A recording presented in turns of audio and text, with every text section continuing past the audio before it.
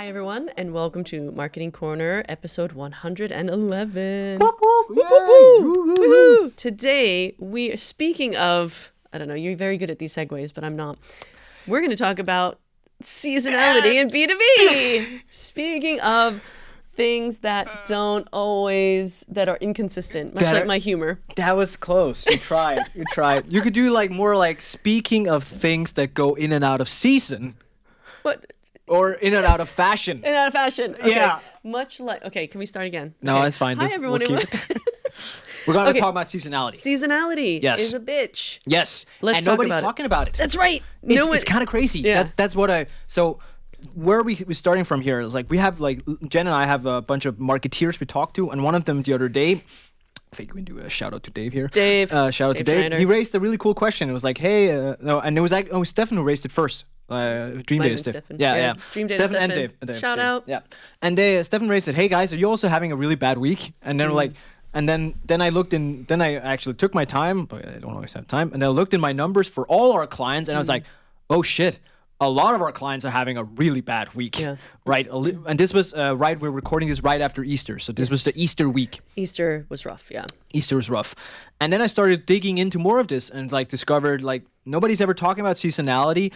It's a huge thing. It is, yeah. And it's one of those like, it's suddenly sometimes I'm caught in between two chairs sometimes. I feel like where it's like, it can either be an excuse, right, for bad marketing. Like, hey, it's season, man. you know, it's really summer. bad. It's been 4 months of summer. Like, Especially maybe not. in Scandinavia, we're famously known for really great, long summers. We've had a really bad season for the last 10 months. It's just been such nice weather that people aren't shopping. Yeah, exactly. Scandinavia. So sometimes you feel like seasonality can be an excuse, but at the other end of the scale, especially I've found that now that I have the data from a lot more cases, holy moly, like it is a thing.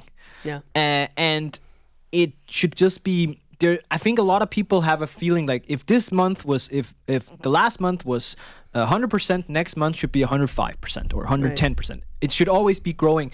And that's where seasonality kicks you in the butt, right? So that's kind of where we're coming from today. That's where we're starting. Absolutely. And I think, I joke about Scandinavia, but Scandinavia, I think, has very distinct seasons. Yes. And we are known for just being gone in sort of July. We have, it's so crazy because like we have one client that's only operating in a Danish market. They are huge. Like it's a huge budget and a huge player. And you would have heard of them. Yeah, you would have heard of them without saying them. But they're huge in the Danish market. And with them, seasonality is insane. We can predict it. Yeah. Like we're at the point now, we've been working with them almost for a year, and we're at like, okay, in the beginning we didn't really know how much to account for seasonality wise. Now we're like, before Easter, we had the same in February for the winter break. Yeah. And the winter break, like everything just died. Yeah. Because no one was buying this software. And then the winter break was like, that felt wrong. Like, and then we looked into it, like, okay, cool. That was weird. And then we look back historically, we could see the same trends before. And then we're like, when Easter came, okay, let's do a test here. Let's see if this happens again. Just prepare everyone. This might happen. Then it exactly happened. Yeah. And now we're like, okay, there's huge seasonality. And that's because like when people are on breaks, and I think that's also my point with this, and I've seen this across the board now, when people have vacation, they are typically not buying SaaS software. At least typically not. No. Especially the enterprise, like especially the ones that are ingrained in your business. The other ones, the ones that are like AI tools, Lovable, Canva-ish, maybe. Like I've been messing around with Lovable myself in over Easter. As an Stuff example. you can mess with on vacation. That's my point. Those kind of tools still have a good intake, but the rest of them where there's like any salespeople involved or something, no fucking way. No way. No. Like completely. Yeah. And that's crazy. And nobody talks about it. I've seen this actually a bunch of times in my career, right? Where when I was at Plan Day, and I was new to Denmark, so I didn't, and let's be honest, in America, we don't have the work-life balance that you have in Scandinavia. So when you're on vacation in America, you're still kind of working. Yeah. But in Scandinavia, you are not working. And you're usually in the woods somewhere with no signal, right? I know the Swedes, you go hiking a lot. Norwegians, you're off country, whatever, hiking mountains and all of that stuff. In Denmark, you're probably drinking beer by a canal somewhere. But, still, you're not here. It's like tumbleweed. And I remember at Plan Day, my targets stayed the same. Exactly. My targets were exactly the same in June, July, December. And I'm like, you know, and even in our team, we would go down to one salesperson because our whole team's gone. Like everyone's gone. And what, you know, eventually now we're kind of getting to the point where it's like, even at Verdane now, they're like, everyone just go on vacation at the same time. It's okay. Yeah, because everyone else is shut down. Yeah. So, and Alnamundo kind of realized that as well. It's like, okay, your targets are going to go down in June, July because no one's buying Internet of Things when they're on vacation. No. Yeah. And I find it so interesting. And so there's the part about like, I think I want to talk a little bit about like why these things are happening. Yeah. Like a little bit. So one of the things is like is the whole, we talked a little bit about it, like vacation cycles, like vacation, like are people in the right mindset, frame of mind. Yeah. Those can be a little bit hard to navigate in, especially if you're in multiple markets and stuff like that. But that's one part of it. I think another, and that's the part that people don't talk about a lot, I feel like, because that's actually really important, but they don't really talk about it. They talk a lot about B2C, right? Yeah. Like nobody's fucking selling ice cream in December, right? Yeah. Like, you know it's a thing. But in B2B, we don't really see it. Software is the gift that keeps on giving. Yeah, it's so any weird. time of year. But then the other one, one of the other ones I want to talk about, budget cycles. Yes. That's a huge thing. Like, especially if you are selling larger deals, like enterprise software kind of stuff, then most of the budget cycles are refreshed from the Q1. Right. Then we have that Q1 is one of them. Then sometimes it can be early Q2. So it can be sort of H1, H2 as well. Yeah, and H1, H2, and the other one is the past summer, right? Yeah. And depending on who you're selling to and the size of the company and blah blah blah, then that dictates what they can buy, right? So I think it was one of our enterprise big clients. I talked with them. They are their revenue historically, I think it's a little bit shifted now, but historically, I think it was 60 or 70% of all their intake ARR revenue came in Q4, and almost all of it in December. But because that's your sales team, right? And this is also, there's no shade on sales. No. But you know, at the end of the quarter, like when we're organizing events, we're like, leave sales alone. Leave them alone. Leave sales alone. End of the quarter, especially end of Q4, leave them alone. Yeah. They're busy because that's where they're just That's really... not when you pull them in for an ICP workshop. No. Hey guys, you want to talk ICP and positioning? No. I want to talk a little bit about these branding colors. I want to talk about this contract here. Yeah. So leave your sales team alone at the end of the quarter. I think so. And that's a big part. And like those I think, well, I feel like we talk about like those, because the buying cycles here, at least from my when talk to clients, they know about them, they're aware of them, they're talking about them. But that of course also reflects on marketing. So that also means that when you're in the last buying cycles, you also need to push harder on your marketing, but you don't need to push harder on your sales, if that makes sense. It's a different type of marketing. Yeah. At least in my opinion. It's more bottom funnel part, like it's more like closing, helping close it. helping the opportunity move across the finish line. Yeah.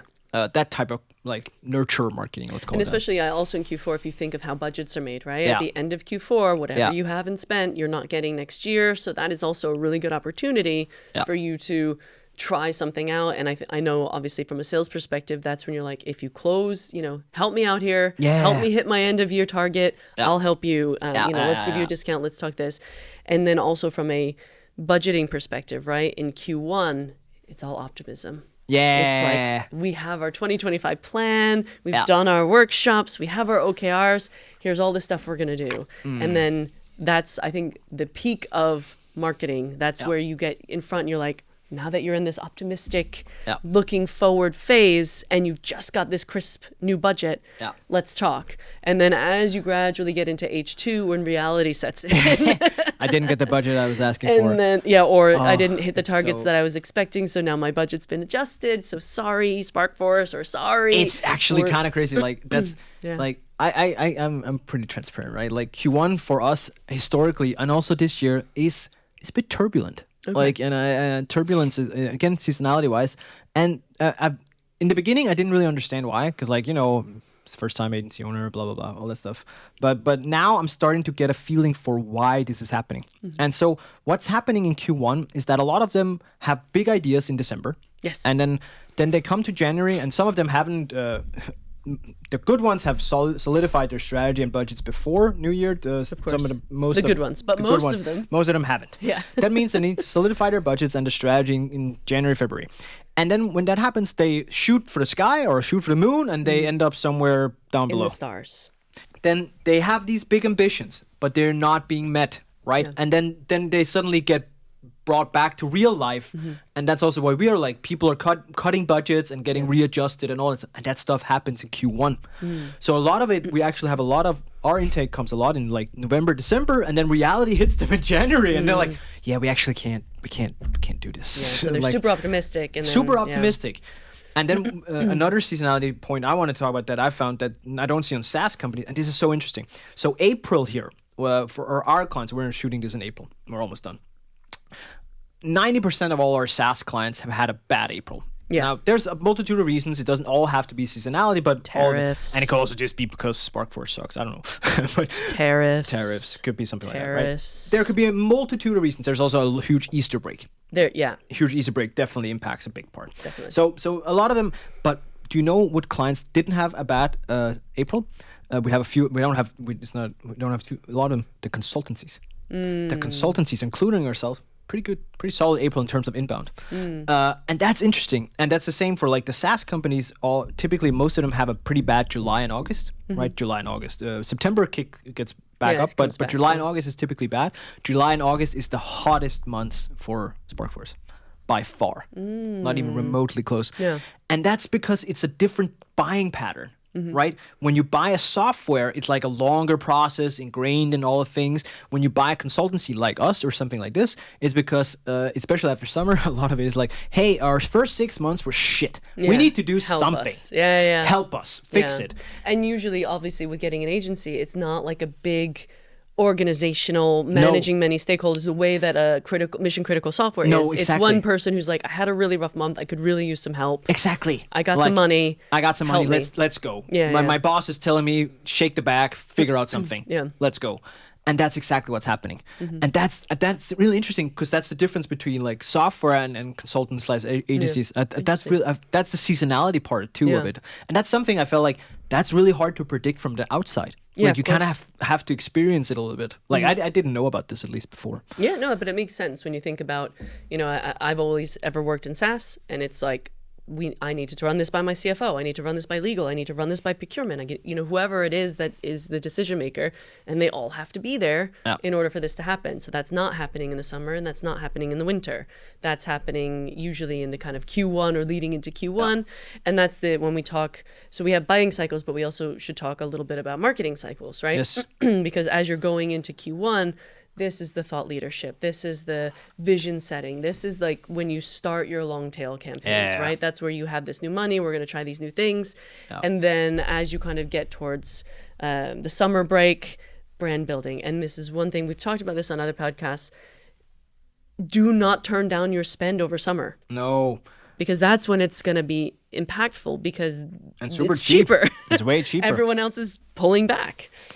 So I always call it welcome to the 1%. It's like by listening to this podcast now, you are now fully aware that if you cut your budgets over summer, you're making a mistake. Yes, I agree. Fundamentally. And it's the same actually goes for Christmas. Same principle. Because that's what everyone else is doing. And it's typically speaking, some of the really big players that cut budgets. Yeah. They cut budgets quite a lot, and that could be felt. So CPM prices, cost per impressions, are way down. Yeah, they're a lot lower. Seasons. So you can get a lot more value for your buck. But then, of course, you have to think about the type of campaigns you're running, right? Yes. Do not do a book a demo with sales because the salespeople are on vacation, but more of the thought leadership, the like nurturing, sign up for our newsletter, or something like that can keep them warm for when your sales team come back. Exactly. Because there's nothing, and we did this a couple of times in jobs I've had where we, our marketing SQL target has not gone down, so we are just pummeling the one sales guy who's just here to keep the lights on, but he's loving it though. Well, he's loving it to an extent, but he's also working super hard in the summer when everyone else is off. So also you have to kind of tailor your campaigns to the buying mood. Not only like people's buying modes, but also your own internal resources of what you can do. Don't book a demo when you have no salespeople. Yeah. Always want to book a demo. Well, I do like a demo, but I would like it to make I've had it where there is no salespeople. Yeah. And it's like, book a demo, but you have to wait 3 weeks for the demo, in which Then case it's a waste. So, you know, assess your internal resources, because also what would be smart in those cases is if you book a demo, those people go to the top of the list. Yeah. And any of those deals that you're kind of nurturing and working on already, maybe you put them a little bit on hold because you already have a conversation going. So, you know, there's different tactics, but just to keep in mind the seasonality. And again, it's something to be aware of when you're planning your marketing, right? Yeah. And the same goes for now. You mentioned here over summer, and same we talked a little bit about it, but like the Q4 part, like here you also change your content. It's more the closing content, right? Exactly. It's more like the stuff Lower that funnel. gets you lower funnel, gets you across the finish line, the nurture where they already know about you. Yeah. Hopefully, right? Exactly. That's the stuff you focus on. And this is where sales enablement help your sales team get those signatures. Yeah. Whatever you have to do, because that's a crunch time. Yeah, and it's also just the name of the game. Like I don't like, sometimes we marketeers have a tendency to sometimes want to change everything, but like those are something like that is fundamentally just impossible to change. There's things you can't change, and you cannot change seasons. No, and you cannot change your buyer's behavior, right? Like you can't. You like, have to adapt to it. Yeah, you have to adapt to it, right? I think I want to talk about the next part here is about managing stakeholders. Yes. Because have you ever had to explain someone about seasonality in marketing, a stakeholder? 100%, especially as I mentioned in Plan Day, like our targets didn't go down, and it wasn't our fault because we were just stuck. Yeah. But I think people have gotten smarter, so that's one thing. But also, if you ever were my boss, please turn this off real quick or skip ahead by 15 seconds. But it's also a really great excuse marketers can use. Yeah. When they have had a bad month. That's seasonality. Seasonality. Oh, yeah. God. You know what? God. It is actually summer in New Zealand right now. Yeah. And that's which a core represents market. like 2% of our market. Yeah. So that's why we're that's down why 35%. 45% down because New Zealand, you know, like no offense to New Zealand. We love you. But yeah. So how I've been there. yes. Anyway. It's one of the things I feel like we talk a lot about on the pod is this like managing expectations. Yeah. So it's just like, what can you do? Well, you can set expectations early. And I think the case I brought up earlier was a pretty good case of it, where it was like, hey, we talked to the main stakeholder. We've identified you guys are really prone to seasonality. We're heading up for Easter. Heads up, we expect it to drop off a cliff. Yeah.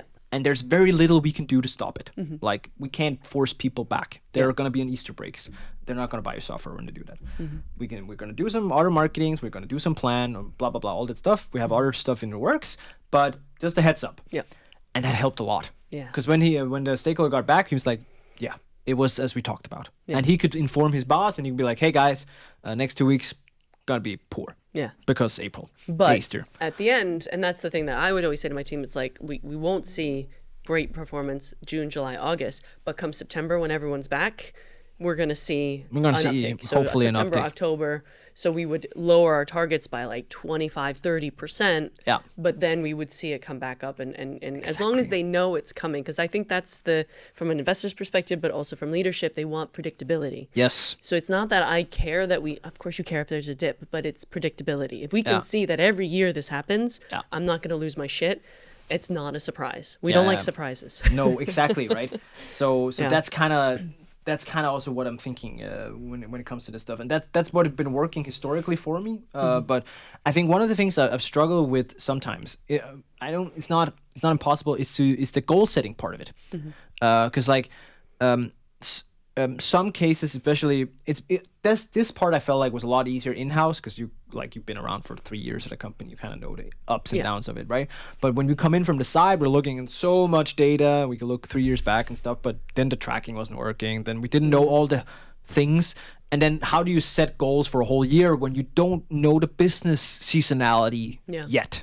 That's sometimes I find that I haven't really 100% figured out 100% to do that yet. Yeah. How as Verdane, when you came in, like when you look at someone you don't know their seasonality, something when you set their goals, do you take that into account somehow? Or? Yeah, you have to do a lot of discovery. Yeah. And that was, for example, I was talking to one company and their main ICP is fashion and apparel. Yeah. I don't know anything about fashion apparel. Yeah. Obviously. Exhibit A. But, when I'm saying like, Jen, you're wearing a blazer. You look I'm awesome. wearing a blazer. Thank you you look very much. professional. I'm an adult now. Yeah. Lots you look changed. very adult. I've grown up a lot Yeah. in the last couple of months. Thank you, dear. You're welcome. So back on track Anyway, here. back on track. Where was it? Yes, so they're fashion and apparel. So Yeah. I was kind of like, okay, well, you know, I see a dip here in it, and they're like, oh, well, this is when this happens. Like, this is when there's a big fashion show, and then this is where, you know, the post-fashion show, and this is where this comes out, and this is when the spring line comes out, and you're like, okay, like, so every industry has its ups and downs, and Definitely. it's just part of the discovery. And I think us doing this podcast, right, we say people don't talk about it. So when you're doing this analysis, keep that in mind. Ask those questions. Yeah. What is the busy season? What is the dead season? Why? Yeah. I've gone so far. So we always do, before we start anything with a client, we do like this kind of strategy session thing. Yep. And we have I won't call it fixed, but we have like a set agenda, because we've done it a bunch of times now. So we have a pretty good idea of the things we need to know, want to know. One of the things we haven't had historically is something about seasonality, but I've actually recently just included that. To be like, okay, is there any seasonality that we need to be aware of in your business? Anything that you can historically see that we haven't spotted maybe? Yeah, exactly. And there was another, actually, this isn't necessarily seasonality, but we're doing an assessment for a company, and we were looking at their metrics, and obviously we want to get to predictability. We want to, I don't care that it's up and down. I just want to know when it's down and when it's going to be up. Yeah. And I could see, I would only look for 2024, 12 months of that year, and I just saw one giant spike, and then everything else was normal.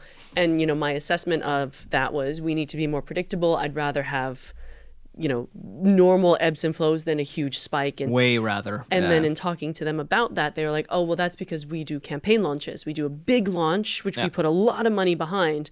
And that's when you see that. And I was like, okay, so then when I look at 2 years, I see this spike always happening. And then it's like, okay, there's the predictability. So exactly. It's not necessarily seasonality, but it's, again, predictable. We know that this is coming, and then we know what to do to capture the aftermath. Yeah. Great point. Great point. Thank you. All I right. thought so. Let's start wrapping this up. Yes. I think fundamentally speaking, seasonality is not a thing that people talk enough about. So start talking about it. Start thinking about buying cycles, like budget planning, buying cycles. They're real also in SaaS and services. They're different from SaaS to services, as an example.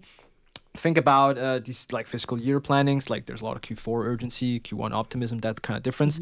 And then remember to include it in your marketing mix. Like, so make sure your Q4 is all about closing, and Q1 is all about vision to some extent.